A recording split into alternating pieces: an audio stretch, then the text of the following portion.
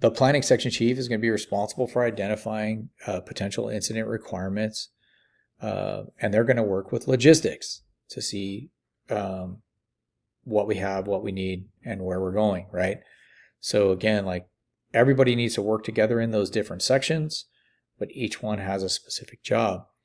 So they serve to streamline information sources for the IC and clarify data for the command review. There's a whole process that goes through creating this incident action plan, which we're not going to get into in this class.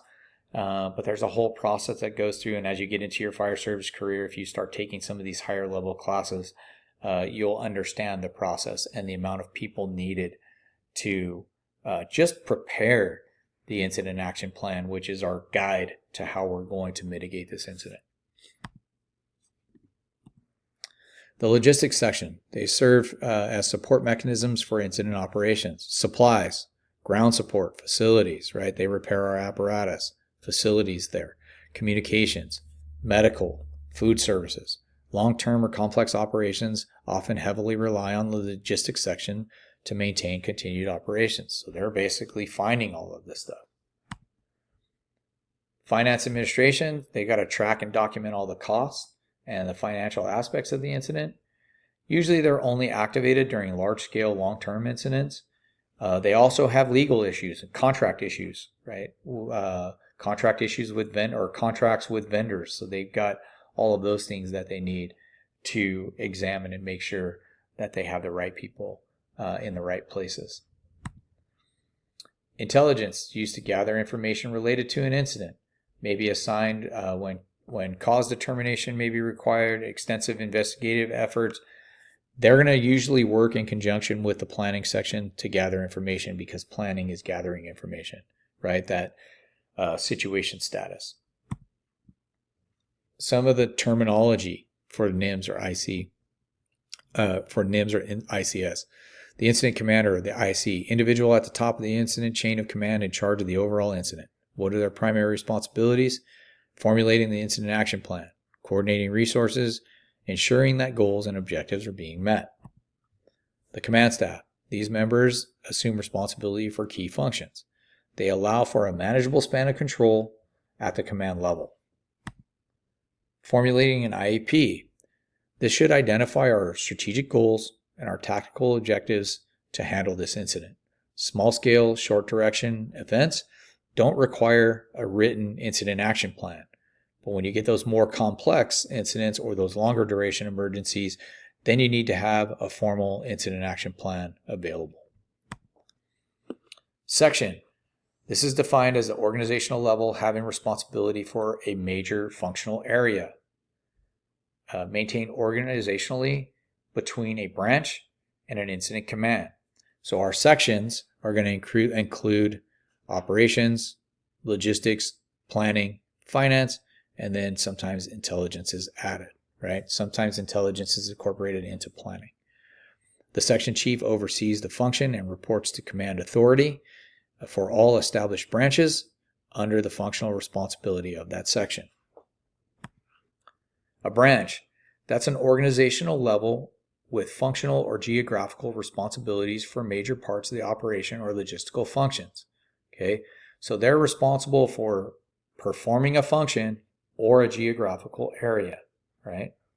So these are placed between our sections and our divisions or groups. So for example, operations section, branch 1, division Alpha, division Bravo, division Charlie. Okay, so that's how that breaks down in these large scale incidents. I've been on incidents where there's been 10 branches, okay, and each branch has several divisions or groups within that branch. All of that is under the operations section. The operations section chief is going to report to the incident commander, okay. Branch directors, that's what the leader of a branch is called, is a director, is a branch director. They're responsible for the future function of that branch. So group supervisors, division supervisors, they're going to report to the branch director. That branch director is now going to report to the operations section chief, right? So that's how that works. It starts minimizing who communicates with who. It divides up that division of labor appropriately and it assigns specific tasks and functions to different personnel within the incident.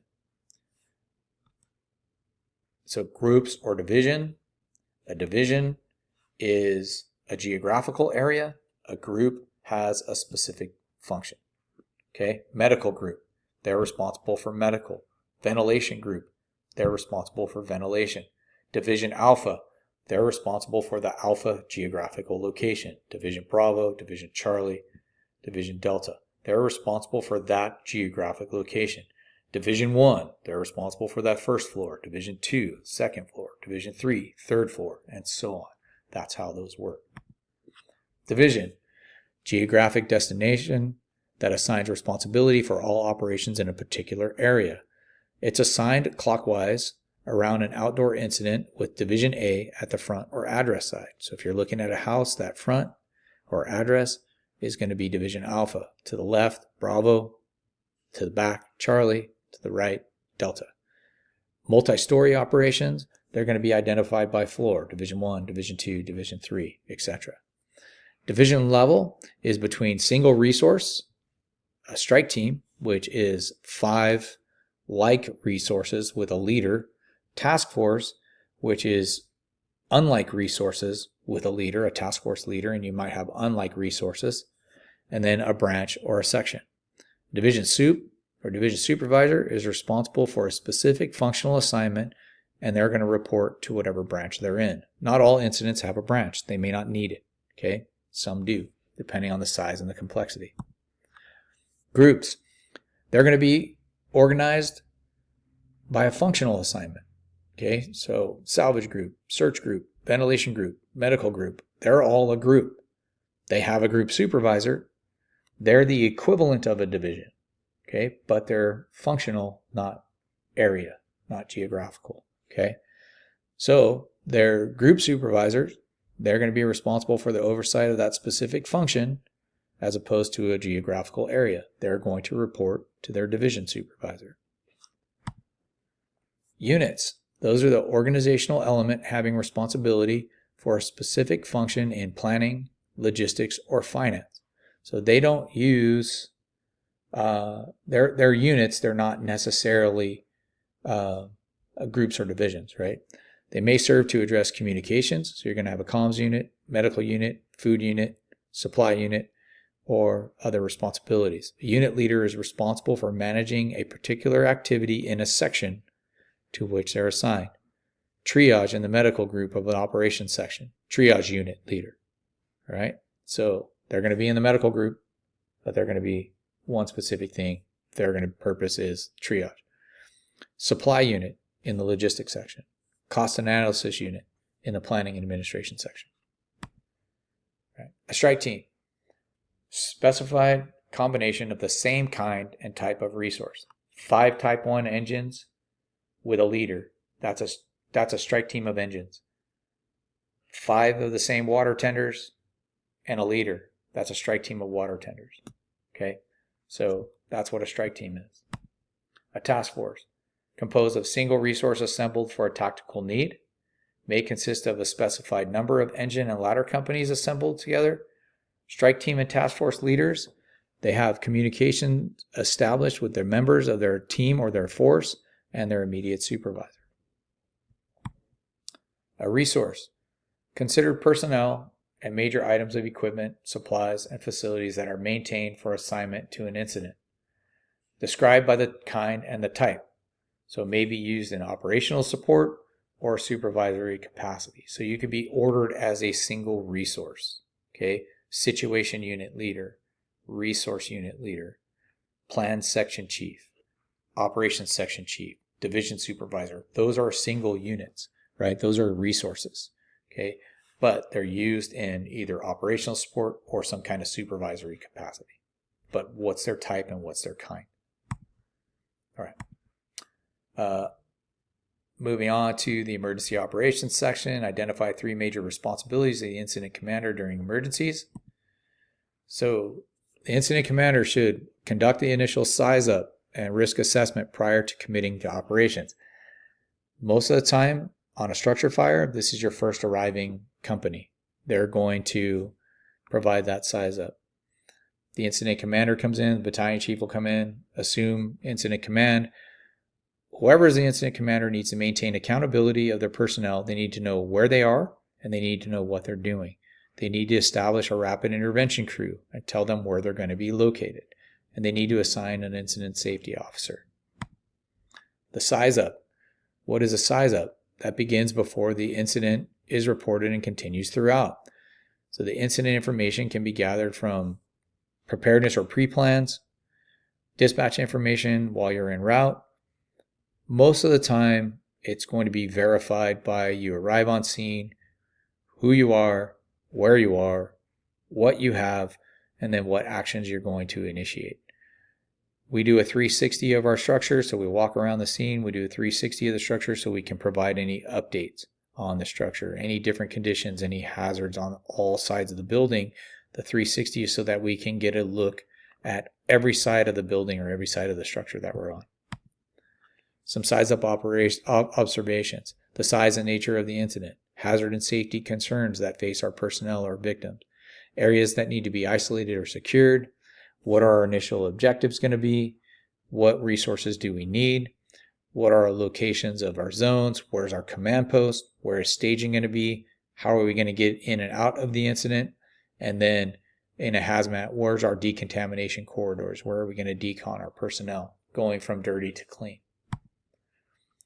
Our personal accountability system. This is very critical to firefighter safety. We must identify and track the assignment and location of all of our personnel working on an incident. This is why we don't freelance, meaning you don't just get to do whatever you want to do. You're given an assignment by the incident commander. You repeat what that assignment is. You acknowledge that assignment, and the captains are in charge of keeping track of their personnel. All right. So again, this is that accountability. Must include individuals who may respond to an incident in vehicles other than fire apparatus. So if somebody's coming in as a single resource, we have to account for that person. Where are they going to be located? What are they going to be doing? Should be standardized throughout the department. Allow for integration of mutual aid, meaning resources coming in from other jurisdictions, and we need to use a personnel accountability system at every incident. This is a tag system. We don't often use this tag system anymore. We have different ways of using it, but this is something that's commonly used, right? Your name tag's on there, so we know who you are, what resource you're with. We can place them together. Firefighters are issued a personnel identification tag to leave at a designated location. We have what we call a RIC roster, so we'll print out our RIC roster. That shows who's on which apparatus. I use those on a daily basis, so I know who is where at the scene. Allows an on-scene accountability officer to be responsible for tracking resources. So we know who's on engine 1, who's on engine 2, who's on engine 3, who's on engine 4, who's on truck 1, who's on rescue 1. We don't collect the tags, but they can be used, and in a lot of jurisdictions they are used. We use a different method of tracking. Okay, tags can be arranged on a board under whatever their assignment is, whatever division they're in or whatever group they're in. You can place their tags there. The tags get back to the firefighters once they leave the incident or once they're done in that capacity. SCBA tag system provides accountability for members working in an IDLH, immediately danger to life or health environment. As firefighters enter the environment, they give their tag. They do a safety check, and then when they leave, they get their tag back. All right. So we know when they went in, when they went out. Computer-based electronic accountability. So this is becoming very big. There's several new systems that are out there that are computer-based, and we can use those. So they're used to maintain accountability of personnel at emergency incidents, barcodes with scanners or GPS technology placed on firefighters, or even just placing them using that computer system. Allows for detection and rapid notification of members who are immobile or call for assistance, and allows for firefighters to transmit a mayday, which means I need help, alarm, and allows the IC to send evacuation alarms directly to firefighters at the scene. All right, I'm going to end this video here, and we'll wrap up this chapter with one final video.